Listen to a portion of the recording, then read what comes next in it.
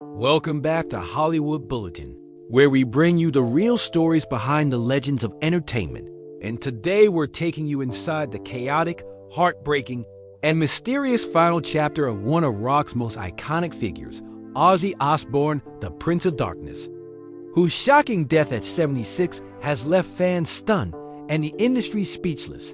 From his early days in Birmingham to becoming a global symbol of heavy metal, reality television, and raw survival, Ozzy's life was as wild as it was unforgettable. And now, after his passing, the questions, rumors, and revelations pouring out have people wondering what really happened inside his home. Police seen outside his mansion, strange reports circulating, and fans asking whether there's more to the story than we've been told.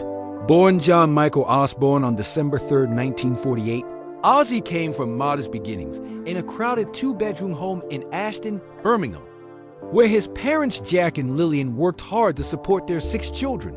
Ozzy, dealing with dyslexia and intense bullying, was nicknamed Ozzy as a child. But behind the funny nickname was a boy hiding painful trauma. At just 11, he was sexually abused at school, a horror he rarely spoke of but never forgot. As a teen, he tried to take his own life more than once, yet sparks of joy broke through, especially when he heard the Beatles' She Loves You, which inspired a lifelong dream to become a rock star. He left school at 15, worked at construction sites, slaughterhouses, and more, and even served 6 weeks in prison after a failed robbery. But by 1967, his destiny began taking shape when he joined a band with bassist Geezer Butler, and soon after formed a new group with Tony Iommi and Bill Ward. They became Black Sabbath, taking their name from a horror film and turning that eerie inspiration into heavy metal's defining sound. Their music was haunting, powerful, and new, with Ozzy's voice slicing through Tony's dark riffs and Butler's occult-inspired lyrics. It was all real. Even their first big song was based on a chilling vision Butler had of a shadowy figure in his room. They recorded albums like Paranoid, Master of Reality, and Sabbath Bloody Sabbath, becoming legends while terrifying parents and electrifying young fans. But as their fame rose, so did Ozzy's addictions.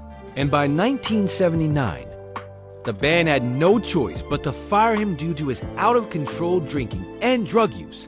Most careers would end there, but not Ozzy's.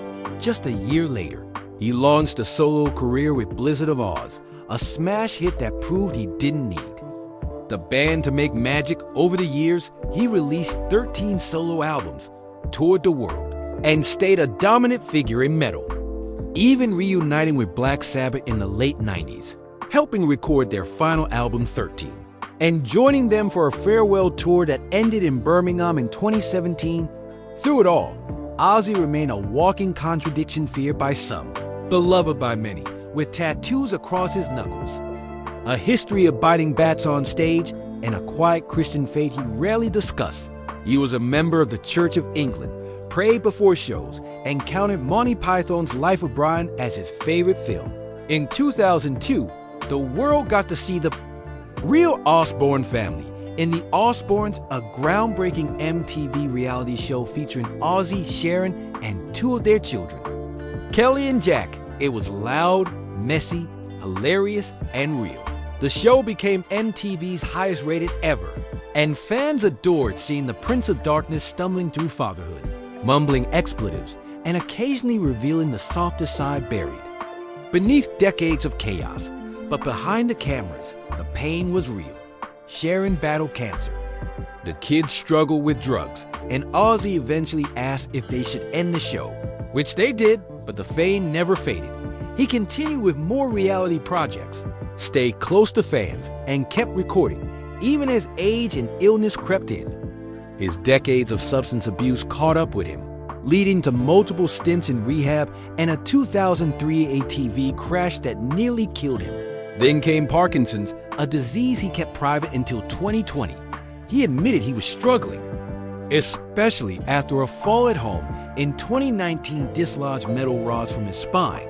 He canceled tours, underwent 7 surgeries in 5 years, and by 2023, he knew he couldn't do another.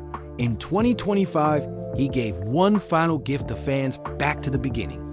a farewell concert in Birmingham where 42,000 fans watched him. Seated on a black throne adorned with a bat, deliver an emotional performance with his Black Sabbath brothers by his side, wearing black leather, eyes painted dark.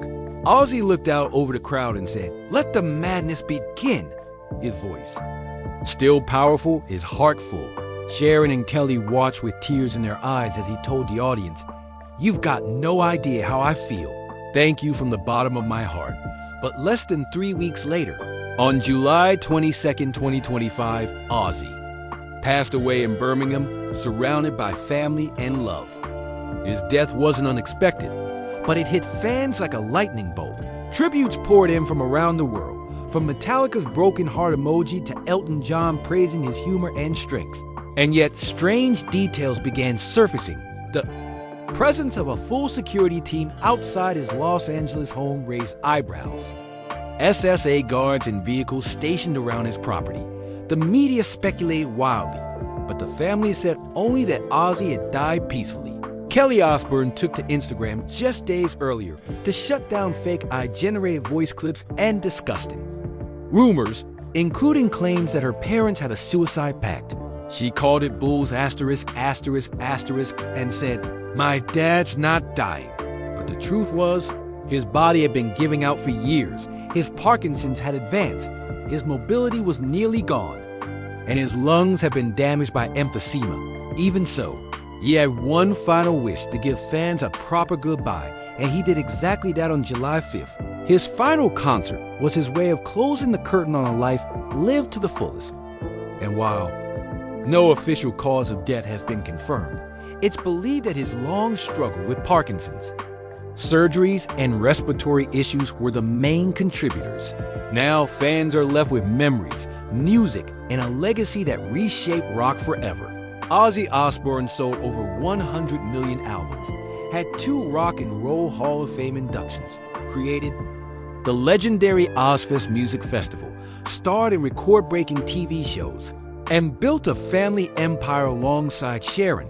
They were more than celebrities. They were survivors.